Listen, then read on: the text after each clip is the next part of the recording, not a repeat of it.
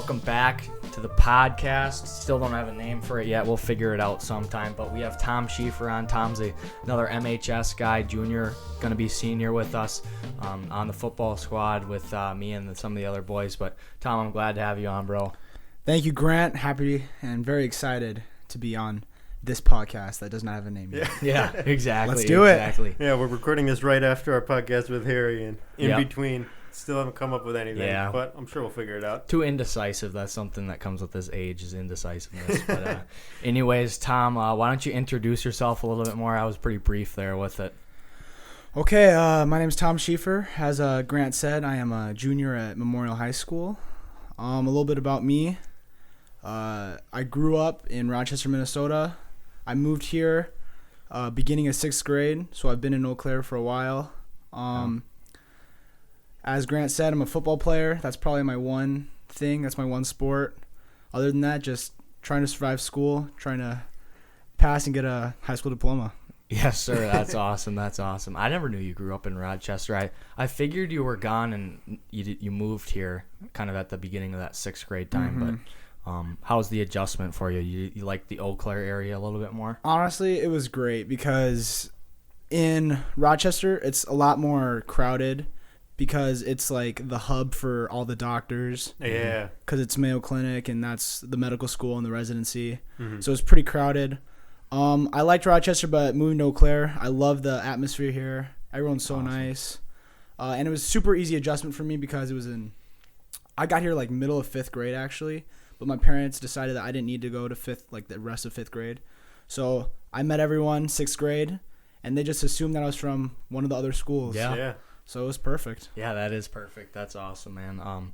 So one reason we wanted to get you on here is you've started a little Instagram page called Discipline or Regret, and I've been a big fan following that Instagram page as it started up. So can you just talk a little bit about kind of why you wanted to start that project in the first place and kind of what conspired you to do that? Yeah, so for me, the main thing's football. So growing up, I was always the smallest person, height and probably weight in my classes. And I played a little bit of football when I was a kid, but I got to like 4th grade and my parents wouldn't let me play because I was too small. And because of that, they also wouldn't let me play in middle school. So while all my friends were playing football, I was forced to play like soccer and stuff that's also fun, but not my main interest. Yeah. Get that. So in high school, when my parents finally let me play, because I begged them, I knew I needed work to do because I just didn't have that experience. So over time, you could say dream was to play varsity for Memorial, and I knew I needed to put that work in. And I started doing that probably sophomore year, and then over time I'm like, I need to like journal my progress because that would be really cool. Yeah.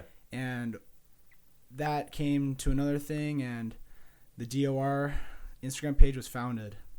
That's awesome, dude. That's such a great story. I love that. I love that so much. So when would you say your passion for football really started? Was it that young age? Yeah, I always loved it. Okay. I think I first played. So in Minnesota, the rules are different. You can play tackle football starting 1st grade. Okay. Oh, wow. Yeah. So I played tackle football 1st and 2nd grade. Mm-hmm. And then once that everyone started growing and I stayed the same is when I got taken out. Mm-hmm. That's unreal, dude. That okay. So, just to back it up again a little bit more, what are your first couple memories of like playing football again? Because you took that little hiatus in between because you were a little small. What was it like coming back? Was it hard? So did you still have the love there, or did you? I was nervous, but I still loved it. Okay. I was nervous because I didn't have that experience, and seeing animals like Loyal and Grant on the field, I'm like, there's no way I can compete with that. So we'll see how this goes. And I just competed. Luckily, I got a backup spot. I think it was behind Lucas for a outside linebacker. Yeah. And he got tired or injured for a couple plays, and I went in and I actually got a sack against La Crosse Central at the end of the game, and I got the starting spot for the rest of the season. So I was really hyped. I remember that game, dude. Freshman year. I wish we could go back. Those were the times, man. Those were the times. Times were simpler. Yeah. Just go out and play football. You didn't have to worry about college or anything else. You just played disease. football. Yeah, or a no, disease. no yeah. pandemics. Yeah. So how has COVID really impacted your grind process? For me, I've been so blessed because for most people, it's kind of put a halt on their physical progress, especially for sports. Mm-hmm. However, with myself being blessed again with the gym at home, it's been the same for me. Amen, brother. Amen. What's your weight room like? Why don't you explain that? I know what it's like, but for those out there listening. So I'm lucky enough to have a half rack at home with bumper plates and barbells and a platform as well, so I can do Olympic lifts, I can do bench press, squat, deadlift, all that without hurting the floor. I also have some cardio machines like a rower, a ski erg. I've got a pull-up bar. Just your basic essentials for just getting better. Mm-hmm.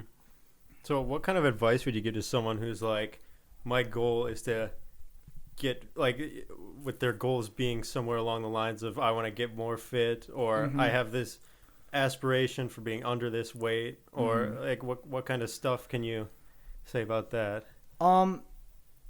What I have to say, actually, I'm going to pull up the quote that is kind of the foundation of discipline or regret. Let me read it. Pull that up, man. That's a good. I couldn't say it off the top of my head either, but I know exactly what you're talking about. I know it, but I just don't want to screw it up. Yeah. No, I get that. Here we go. We must all live with one of two pains: the pain of discipline or the pain of regret. You can choose. So I really like that quote because no matter what you're going through, it could be through school, it could be through fitness, it could be a life problem, or just anything. There's two choices. You can do the work, you can grind it out, and you can have those results, those positive results from doing that. Or you can push it off, and you can just not do the work, and you can have those consequences and regret. Yeah, That's ultimate awesome. fear being regret, thinking I could have done it, but I never did. Thinking I should have done it, but I never did. Shoulda, coulda, woulda. Yeah, that's a big.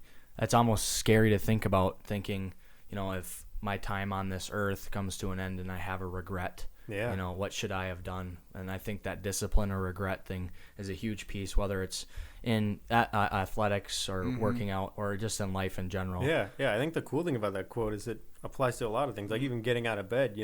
If you're disciplined and you're getting up at 7 every morning to start your day, you're not going to have many regrets about missing out on stuff. You're giving yourself more time. It's important. Yeah, that's sweet. So with discipline and regret, man, obviously that's kind of like a brand you've tried to build throughout.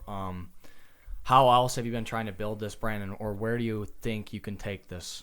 Like, do you have any long-term goals, any big dreams that you got? So it's really interesting because at first it was just a personal journal for myself. And then over time I started following some of the football guys, and then that started to kind of dissolve into everyone in my grade, to people in other grades, to just people around the Eau Claire area, to right now I have people that are following me that I have no idea who they are.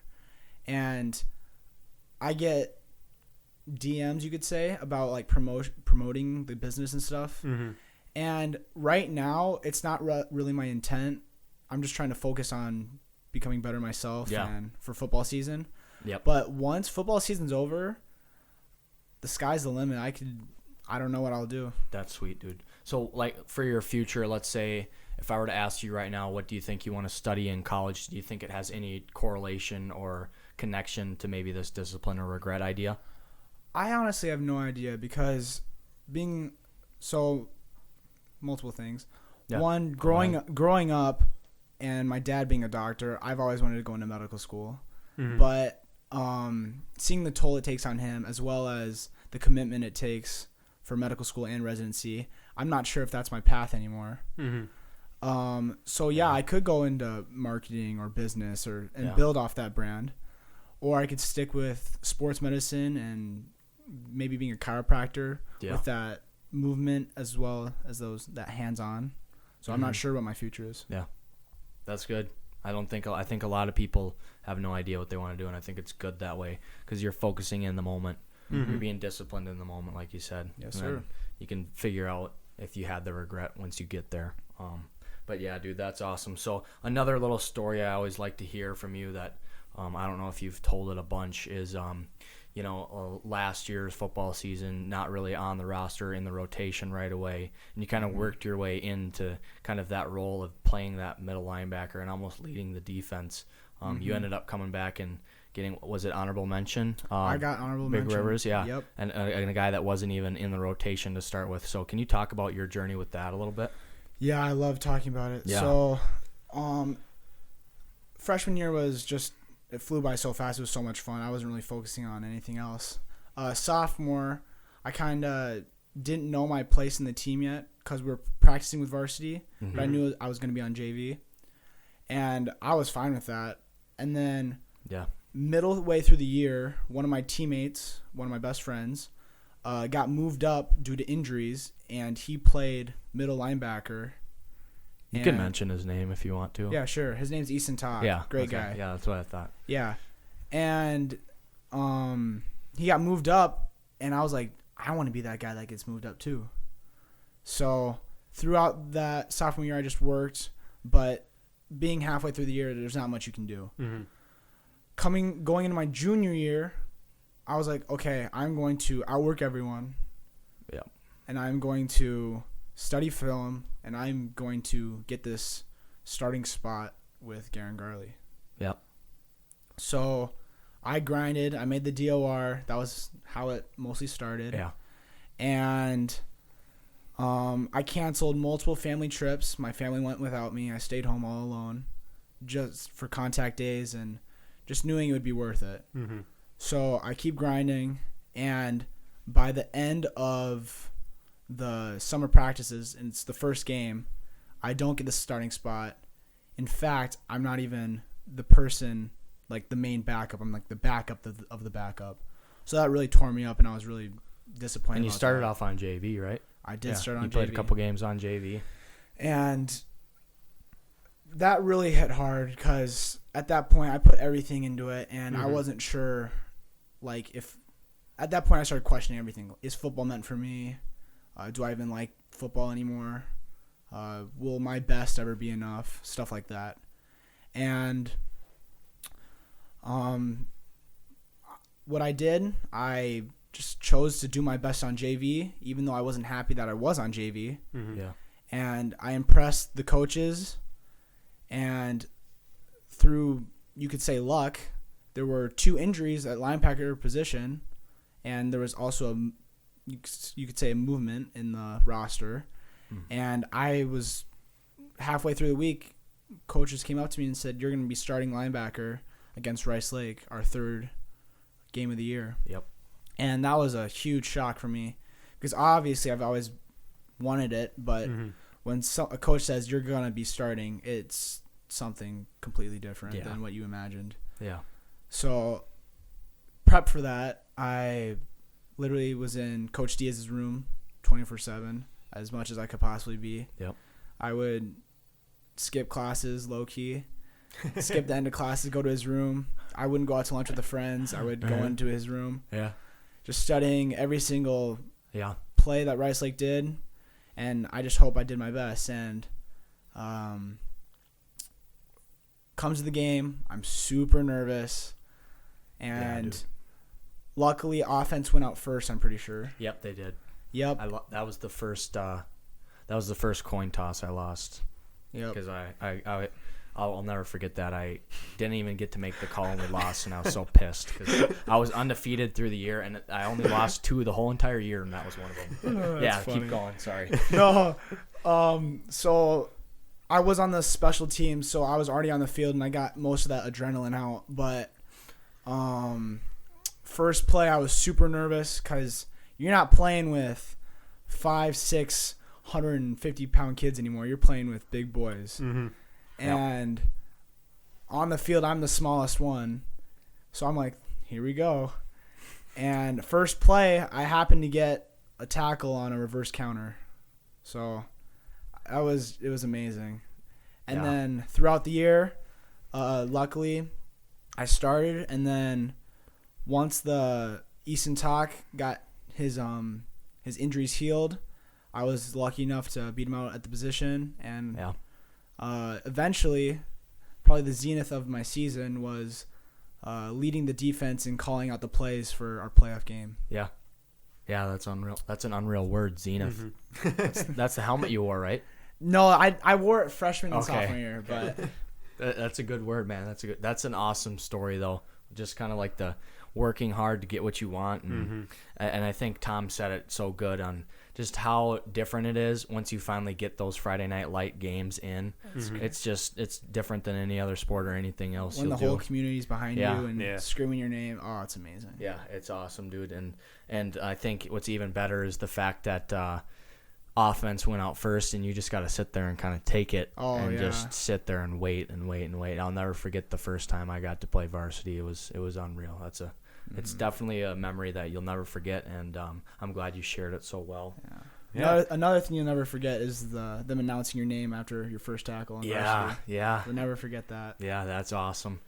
Half the time it's either the wrong name or the wrong number, because it's hard to relay that information in, but once they get it right, and especially if it's the first time. I think they said Tom Schiefer for me. Yep. Yeah. It was good though. Yeah. I knew what they meant. Yeah. You still put a smile on your face, like that was me. And then you got your friends in the student section that maybe heard it too, and then give you a nice cheer that way. But yeah, that's an awesome story, dude. Yeah, I think getting there is one of the coolest parts, because I wanted to ask you this, like how much of the getting there is working on yourself versus talking with other people or building up relationships to people that could get you further along that road. I mean, most of it, you just can't worry about anyone else. The only person you can worry about is yourself. And while people would like to say it's mostly politics or it depends, like you have to really know the coach well. And while in some cases that is the case, the only thing you can depend on for your physical ability is yourself. Yeah. If you are extremely good and so much better than the person that is behind you, you're gonna play. I think Coach Sins does a good job with that. He doesn't get into the politics like some of the other coaches around Memorial do. He'll play the best player, and obviously that's what we saw with Tom coming in. And so I want to talk a little bit about that Appleton North game, because that game was a lot going into our senior year. Kind of like a flash of what it might be like, because there was a lot of injuries, especially on the defensive side of the ball. So I guess first one to ask, like, how was it not having, because you had Garen, who was an extremely good senior leader on the linebacker position. Amazing. How was it without him that game? So he ended up suffering a concussion the game before and wasn't able to play. What was it like? Because it was you and Torno back there, right? Yeah. So two juniors in first round of the playoffs playing probably the two biggest spots on the defense. You want to talk about that for a little bit? Yeah, sure. So, again, Garen, he was my brother. He was my other middle linebacker. We were always looking across each other saying, we got this play, or nice tackle. We were always just together and connected. I think good shit is Garen's term that he used. Oh, yeah. That was like the 24/7 word out of Garen. Once I got the starting position, I didn't go to lunch with my guy friends most of the time. I always stayed in Coach Diaz's room with Garen Garley and Cal Tanner, and sometimes EVG, and we just ate lunch every single day together. And we created that bond early, and I don't think it's ever going to change. Yeah. So going in to the Menominee game, we had a great first half, and then Garen gets his bell rung. Yep. And I knew it was bad too. So did I. Sorry to cut you off, but No, I was the one that rung his bell. It was a gang tackle. So one thing that we really did well on a defense, and Diaz really hounded it in, was pursue the ball. So what pursuing the ball means is everybody's going to try to tackle the same guy, because if 5 people try to tackle one guy, he's going to come down regardless of if he's how good he is or not. This play happened to be Garen and I were pursuing the same guy from different directions, and we sandwich in between them and knock heads, and he got the harder blow. I don't know how, but he ended up, I'll never forget that look, just the look of pain, and he ended up finishing the game, which probably wasn't too smart of him, but I'm guessing on that play is when he got his concussion. Yeah. But I knew it was bad when he looked over to me. He's like, "Tell me what the play is," because he couldn't see, and he made me call out the plays for like the second half of the game. I'm like, "Oh, that's bad." it is tough, kid. He's Always a got tough hurt. kid. Always got injured though. Mm-hmm. Always had that injury. He had bug. this. Was it spine injuries? During, Yeah, he messed up his neck his Oh, freshman neck. year from that push-up stuff. And Yep. then, but Crazy. yeah, keep going with that. Yeah, Menominee so- game, though. You tell it well, man. You do. So, second half of Menominee, we kind of just fell apart. We started pointing fingers at each other, blaming it on this person or that person, and just the brotherhood kind of fell apart. And at that point, we did not know if we were going to the playoffs or not. Mm-hmm. So we were kind of heartbroken. And Yeah. this is our last game of the season, and we're going to blow it. Mhm. We're going to choke. And we knew we could have had it too. We saw the fear in Yeah. their eyes the first half. Yeah, dude. And so that was a very sad moment. I'm not sure about Grant, but I was definitely crying with Garen and the boys. Yeah, it's scary. Football's such a brotherhood sport when you might be done as a senior and you might have played your last football game and you don't know if that was your last football game. Mm-hmm. That's just the scariest sight to see because we were right on the cusp of either making the playoffs or not. And like if we would have lost one more game, we wouldn't have been in the playoffs. So just I think the fact that we played them so well in the first half, obviously you want to win the game. But the fact that we played extremely well in the first half, we won the first half, I think. Oh, not even. But Yeah. yeah, The fact No that we did doubt. that, no doubt. I think propelled us because Menominee's always a great program. Yep. It propelled us to be were we the last seed? Were they the number one seed? Were I think they? I think we were the last seed. Oh. One of the last. Yeah, I teams think we were the last one or two. Yeah, so propelled us into that Appleton North game. Mm-hmm. So yeah, we found out was it like midnight? Yeah, it was. That night? It was like 12:30. I think is Yeah, when it came out. Got the tweet from Coach Sin saying that we're playing Appleton North the next week. Yep. Wow. Film was probably up within 45 minutes of that, Mhm. and then we got right after it on that Saturday. Started watching film and prepping for that playoff game. Yeah, it didn't really hit me till I think the next day that Garen was injured and that he cannot play. Mm. So that started making me think about, okay, how are we going to adjust to this? Because I'm going to give it my all to win. Yeah. But how are we going to adjust? Because this is a big blow to our team. Mm-hmm. Yeah, he was one of the 4 captains. And Mm-hmm. Yeah. Yeah, he was that backbone of the defense. Yeah. So I think I got a text from Coach Diaz, or maybe it was Coach Sins, that said, hey, you're going to be calling the plays this week. And I kind of just sat there like, man, I've come so far, but Yeah. I'm not done yet, and this Yeah. is going to be rough. But I adjusted, and I knew all the plays from playing, but it's so much different for you to see Coach Diaz making the signs, and Yep. then you thinking, okay, what play is this, and then telling everyone what the play is. Yeah. And it's hard on defense. Offense, you can get a huddle, and you don't huddle on You defense. take time. You don't really huddle on defense, so you got to really make sure. It's just reaction. at And that everybody's point. defensive plays can be very complex sometimes with what we do. So if you don't get that information across, it can blow a whole play, and a whole play can blow a whole game, and a whole game can blow a whole season. So it's very important to make sure that you're doing it correctly. And yeah, I think you did a very good job coming in because you just studied that playbook so hard. It was my Bible. Yeah, I mean, sorry to cut you off again, but yeah, No, I think you're the good. fact that I think it's kind of should be shown that calling the plays on defense, because you signal it in. He has these weird Yep. signals that He to has call those in, arm signals. and we probably have 35 different signals At for least, 35 yep. different plays. And then you got to organize a Ricky or Lucy call with your D lineman. And then on meaning- top of that, you have to take in account of the adjustments for their offense for this week. Yeah, Because no matter what the base call is, it's going to be different every single week due to their offense and what holes that you need to be filled into, if that makes sense. yep, that makes sense. That makes sense. Yeah. So So there was a play, we called it Shark and Knife. yeah, That play against Chippewa is totally different against, let's just say Menominee or Appleton North. The concept's the same, but the holes are different, and where the linebackers fill are different. Yeah. So you just gotta always be on your toes and always be reacting. So back to the Appleton North game. Yeah. I found out that I was gonna be calling the plays, and that Sam Torno was actually going to fill in for Guerin. And Sam Torno, big guy, great tackler. Yeah.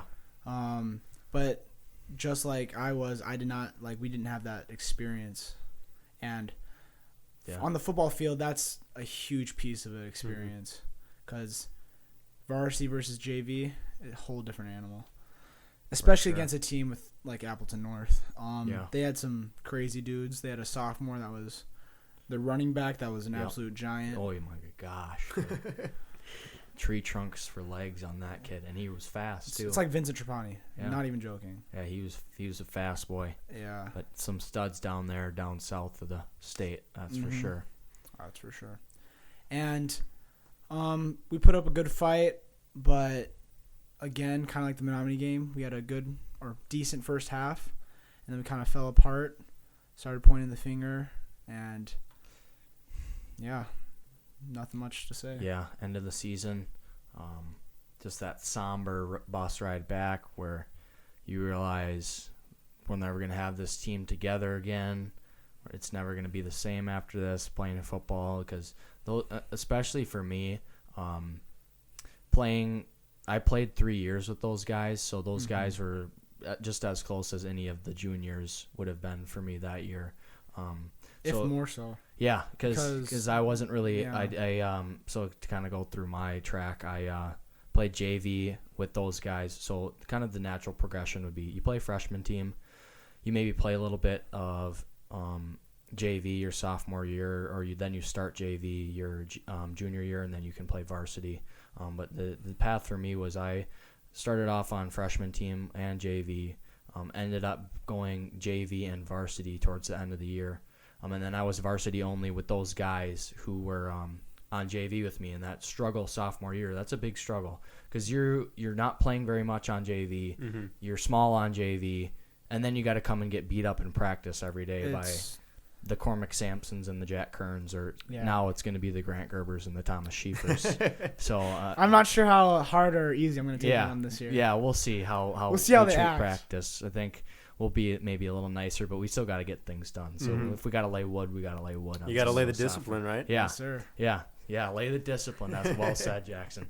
But yeah, with the brotherhood that you just build, with the 3 or 4 years of struggle you gone with those guys, to just have the one game, and then the last whistle, and then it's just done and over. And and especially with this year, without being a spring season, because a lot of those guys would play a spring sport, and then you kind of get a lengthy amount of closure with those guys. It just kind of ended right there. So it's definitely something. We picked up our senior jerseys the other day for senior pictures, and it's just a scary sight to just think that that's going to be us in the next 3 months, man. So you just got to make the best of your time, be disciplined, so you don't have those regrets, right? That just brought back a memory for me. Go ahead. It was end of freshman year.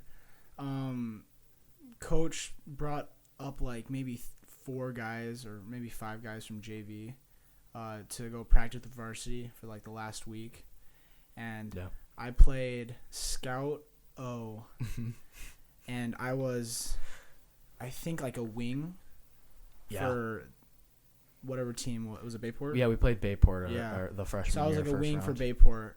And I remember every single play I had one job. It was go block Cormac Sampson. God. And literally every single play, oh my God, he'd grab me by my shoulder pads, he'd push me up, and then body slam me down every single play.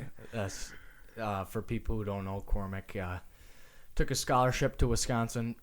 Pretty good football player, big guy, 6'6", probably. When he was in high school, he was probably 6'6", 245. He's even bigger now. He's reaching that 265. Probably, he'll probably end up playing O-line down there at Wisconsin. Big physical kid in high school too.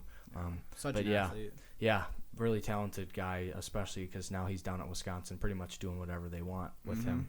But so that's the struggle that comes with playing that young and being blessed enough to be able to move up that freshman year and see those guys, because we saw it early, man. A lot of freshmen don't get to see that struggle on that last game with those seniors, and I'm glad that we got to see that freshman year, and that Coach Sins was able to bring us down, and I got to suit up in pads that game, and you guys were just on the the jerseys, right? I actually played one snap of that game, just got totally shit on and didn't play the rest of the game. It was so bad. I was probably 5 yards down the field, and it was not good. But yeah, good memory there of that Bayport game, and hopefully we'll be able to get it done in the playoffs this year. I've never been able to experience a playoff dub, so we'll have to bring one home this fall. Without a doubt. Yeah. How about goals for the season, coming into the season? Whether they're team or individual goals, you can do whatever one first. But yeah, so cliche, but first goal is to win the city. Yep. And it's not great goal right there. It's not. Many may think it is, but it's not just given. You still have to work, and they're a football team, so you got to compete and you got to win your city. Well said. It's not just spoon fed. Yeah. Second goal for me probably is make it to playoffs, because football is a team sport, so most of my goals are going to be team oriented. Yeah. Make it to playoffs. Yeah. And like Grant said, hopefully get a dub, get it to the second rounds at least. Yeah. Individual goals, I'd probably say got to shoot for the moon. First team all conference for linebacker. Yep. That's doable. That's definitely doable for you, man. You can work that. You can work your way into that. It's very competitive at the linebacker position, but I don't think anybody puts in the time on film like you do. I think that's one way you've really separated yourself, and that's one way that I think a lot of people are starting to realize that, but you've realized it early enough. But that's a great goal to have too. It's hard to say individual goals as far as numbers, or like let's say you want to get like 60 tackles. It's just hard because none of that's really counted in high school. So saying anything like that, I understand. But yeah, I wish last year they have that one website with like the stat sheets for tackles and stuff. Yeah. You know how not all the teams put their stats into it? Yeah. Yeah. I wish they did. But last year, I was third in tackles. In the conference? Yeah. And you got honorable mention? I was 2 games down. Yeah. For varsity. Yeah. So, I don't know how they exactly do it for awards such as like first team. I think they have a team, so they'll have 4 D linemen, 2 linebackers, a couple DBs, maybe a safety, and then those are the guys that'll get first. And then the same thing for second, and then they do honorable mention. So it's interesting the way they record those numbers. And, I don't know if it's as much number oriented as much as it is kicking ass out there and picking names. So. I think that's where the politics come in. Yeah, I think you're right about that. Yeah. I think you're right about that. But yeah, it's definitely doable for both team and individual goals. So you're an off-season captain right now. Yep. It's you, me, Bryce, and Hank Bowes that are the off-season captains. How do you think discipline and regret kind of moved yourself into that leadership role? Well, at first I wasn't thinking about DOR helping me, but it really truly has, because with this pandemic, it's been hard to communicate with guys and show them how you're putting your work in and just keeping tabs on everyone. So obviously telling people to, hey, make sure you go lift or make sure you go do sprints, obviously that's good. But once you can lead by your actions, that's when people know, okay, he's committed. Yeah. So by having DOR, I can show people, hey, I'm putting this work in, so I can tell you to put that work in. Yeah. And he's not being a hypocrite. Yeah. There's nothing worse than someone who will try to push something on you and then they don't do it either. So I think that's a great leadership quality to have is lead by example. And just If they don't want to be that same example and they think something should be done differently, okay, good for you, but it's working out for me, and I'm doing what I think is right. So as long as you're doing what you need to do to prep for that season and have that discipline, it all comes back to that discipline, right? I mean, just being disciplined and not to get it done. So yeah, that's awesome. It's been awesome to see on your page too when you have like other people come into your house and work out with you. It's been awesome to see other people join in on that journey. I love having the guys and making some GoPro videos and just spreading the good energy. Yeah. So Tom, going into your senior year, you're gonna obviously probably run for captain, being in that off-season captain. Who are some other leaders or people who have impacted you, or you would want to be like coming into that role? Yeah, so I think the first thing I think of is just being compassionate towards the underclassmen. Yeah. And the first person I think of is Adam Webb. Yeah. Because I remember it was just in the locker room. He just came over to all the freshmen and he was just dapping all of us up and just learning our names and whatever. Giving us nicknames and stuff. And then seeing him at the dances. Yeah. Him partying with us, it was just a super good time. So if I can be like Webb and just be nice to the younger kids and show them the ropes and just show them that they're wanted and that they're that they have a spot on the team. Yeah. Because what it comes down to is you got 100 guys that are fighting to try to play, but each one of those 100 guys has something different in themselves that they can bring to the table, and just letting them know like, hey, we want you here and you're a good part of the team. And yeah, I think that's very important, especially you don't hear that very often from a senior captain to a freshman that doesn't really play. So I think that's a good thing to bring up.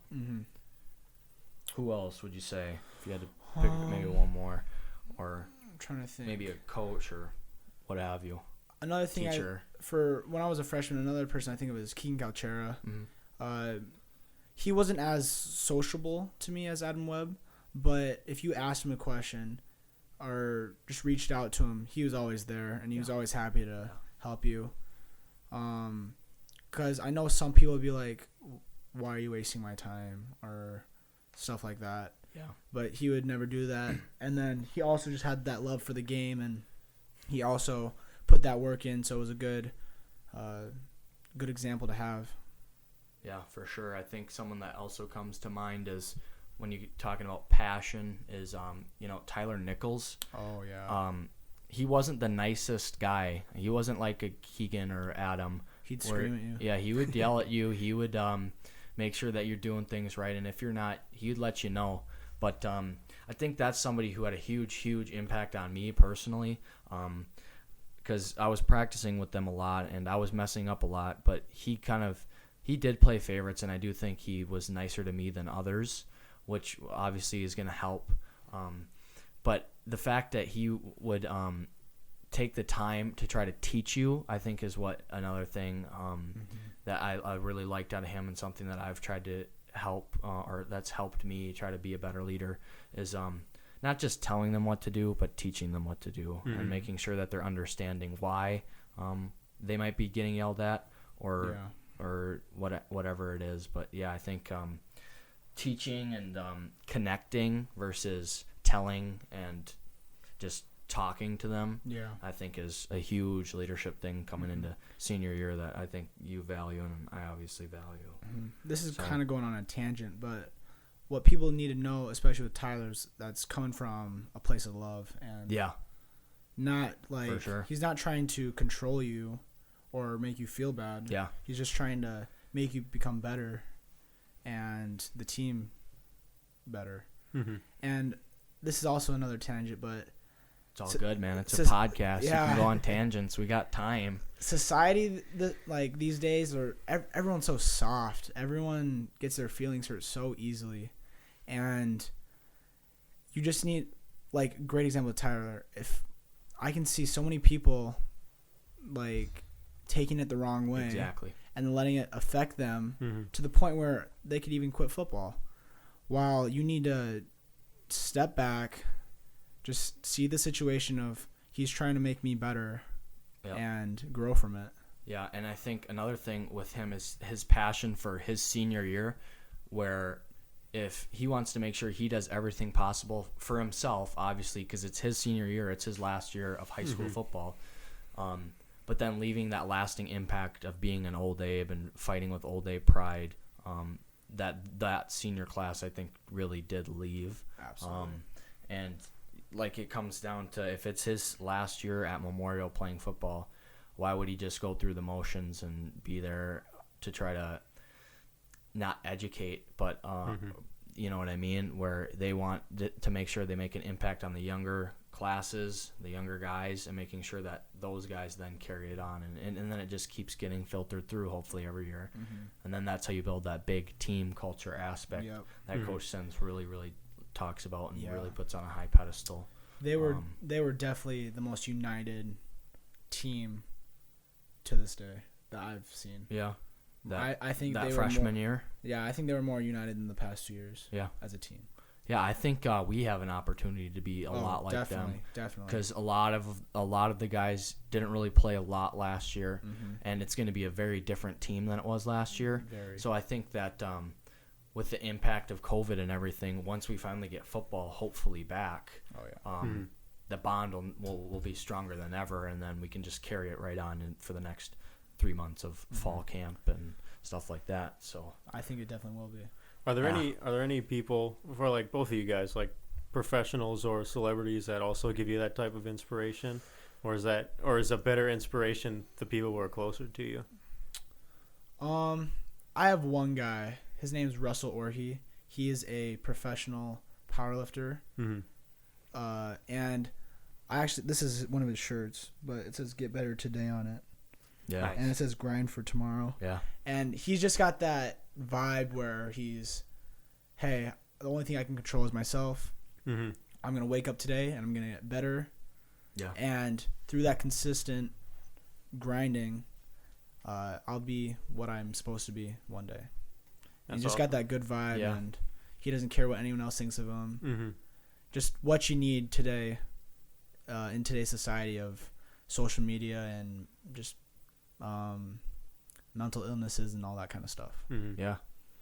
Yeah, I guess it came down to I wanted to be a lot like J.J. Watt. J.J. Watt is a guy that I always looked up to, a guy that I always thought that if I could play like J.J. Watt without the injuries, of course, that would be really good for me. But then I kind of realized that you don't have to be like J.J. Watt to be a good football player. You can be your own, and J.J. Watt, for an example, is actually a really good example of, you know, he wasn't the huge monster guy in high school. He ended up going to Wisconsin and working his tail off to get in the rotation there, and then he just went up from there.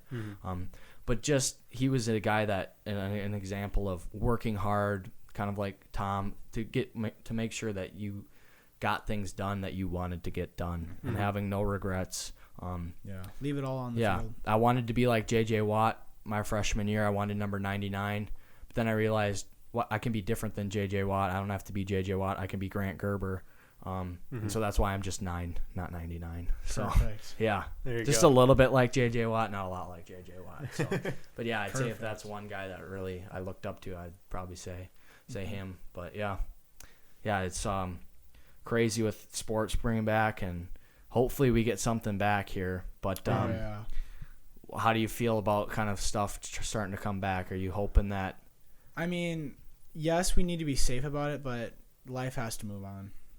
Yeah, I get that. And, we got to adjust because we can't avoid the pandemic. We just got to live with it. So I feel like sports coming back is the right move, but it just has to be done accordingly. Yeah. It'll be interesting to see how they figure out their workaround to it. Yeah. Yeah, it'll definitely be one of those things where it will be different. You just got to realize how different it'll be and then move on from it. So I'd say the only other leaders that I think of for football would be Gerber. We've already talked about him. Just a great guy. And then even like, I'm trying to think. I think of a guy like EVG, who just played hard, I love EVG. He knows that, but I think a lot of times he didn't lead by example. Very good. I think I was really close with EVG just because of how hard he played. He didn't care what it took. He just played hard. Yep. But yeah, and then I guess he's kind of one of the guys that I got close to early too. Mm-hmm. So Yeah, for me, it took time yeah, for EVG because yeah, at first he didn't have faith in me, you could say. yeah. I'm not trying to throw him under or anything. No, but it's all good. he told me a couple times that I shouldn't be on the field. It should be Easton instead. Ooh. And stuff like that. But over time, we both gained respect for each other. Yeah. And grew. Yeah, I think I'll never forget when we were just going. I think it was like the scout team versus our D, and it's always Tom just running in and smacking someone. He practices harder than when he says he's the hardest worker in the room. It's hard to compete with Tom, and I think it's good to have that guy on your team where Tom's one of the guys on the team where it's like, okay, he keeps myself in check, and then that keeps everybody in check. So, I'm definitely glad to have you as a teammate now, and now Yes, you're sir. in that starting spot. You're ready for that spot come senior year and ready to attack it, man. I just want to wait. get after it right now. Let's go. Do you guys usually have practices starting at this time, or is it a little bit later It's in the like summer? We were it's not supposed to formal have practice, but it's like lifting and like. we were supposed to have contact days. Oh yeah. But those got pushed back. So normally what happens is we have a summer camp of just at Memorial of they call it 2-a-days where we practice in the morning and then in the afternoon. And oh god, it's awesome. It's so awesome. It's awesome, but it's a grind. It is coming in the morning. It's usually what was it? It was 7 to 9:30. It was like a 2.5 hour practice and then like a 2-hour practice. Normally just helmets and shoulder pads in the morning and then helmets in the afternoon. And then one time we went to Carson and did full pads and had like a scrimmage. It's awesome. So that would have been, I think that would have been this week. Yeah, because it's like the 23rd, and I think we pushed it back exactly 1 month. So, so we would have had those. We're supposed to have them in like 1 month, so we'll keep our fingers crossed for those. They'll be different for sure than what they've been in the past, but For sure. yeah, we'll see where everything goes. So then what would happen is you get the contact days in, and then you wait until August. I think it's 3rd this year is when we get going. Yep. Something like that. Yep. And then we start practices every day from then on. Wow. Then on out until hopefully the middle of November. Hopefully. And then because usually November is like right around where the first playoff game Yeah. hits. So And how big are those playoff games? Are those statewide, right? yep, those are. So there's is there 4 different Yep. kind of like brackets. Is it like brackets you could say? Like kind of sections where, and it's not by It's region like either. it's like a sectionals, Okay. It's weird. but it's not by division. It's by like seed, right? I think it is by division and seed. Okay. It's the football one. They're also different in the WIA. and there's just so many teams. Yeah, there's a lot of football teams that'll make it in, and so it's like a whole nother season once playoffs hit. So you have 3 levels to get to the semi. So you would end up playing 5 games after the season was over. So that's another. We only play 9 games. That's another Basically half a season. Yeah. So it gets long in the playoffs, and having a lot of seniors that can shed a lot of light onto the underclassmen, so that come playoffs, injuries, suspensions, whatever it is, having other kids ready, that's kind of how you can make that long run into the playoffs. So, yeah, I'm excited for it, man. Yeah. Senior year came so fast, Jackson. We'll see how much of it we actually get, though, right? Exactly, dude. Exactly. It'll be weird. Wearing masks and everything. You got a mask? Oh, of course. Do you have like a designer, like Jackson and I, You like? keep calling them designer ones. Yeah, I don't know what else to call them. Like we were just talking with Harry. Our moms make them. Okay. So do you have like a design on yours, like a cool design or No, I something? do not. I think that's gonna be the Unfortunately. move, dude. You got to get a mask with like super cool design. Yeah, you got to or get some something. embroidery on it or Yeah. something, right? Something. Maybe like you can make a, DOR. or you could just cut that. You could Cut this it out of off? fabric and then make it out of that. Yeah, I don't know. DOR. Yeah. Yes, that's sir. Cool, that's what she said, but yeah, masked life is no more mask off. You gotta get future, used to man. it. Yeah. Different. Not gonna be able to life. breathe for the next how many months? Yeah, yeah. I might just invest in one of the visors. You know what I'm talking? Just straight down. I've heard those huge, don't work. The huge gas masks. Those are more comfortable than Really? the little ones. Do they breathe better? Yeah, it's Just like come to school with a hazmat suit. You know who Marco would do it. yeah, Yeah, you can make a Marco TikTok out of Lucas it would. too, right? Yeah, he would make a TikTok out of it. So, where can we find Discipline or Regret? Just on Instagram, or have you started to branch out? Right now, it's just Instagram. Okay. Mm-hmm. But people have been wanting a TikTok of DLR. I think a TikTok could do very well. Yeah. And then Possibly a YouTube with some depending on longer how clips. because people have been coming over to my house for help on form Mm-hmm. or for them to help them with a training program. Yeah. So we shall see. The future is wide. I'm just keeping my options open. We'll see where the wind That's takes awesome, us. dude. All right, Tom, thanks for coming on and sharing discipline and respect and a couple football stories. It was nice to just shoot the breeze with one of the football guys again, and we hope you the best with discipline and regret and everything with that. So Yeah, happy to be on the blank podcast. yeah, Yep. yeah, we'll figure it out. Boom, right there. I just quoted it.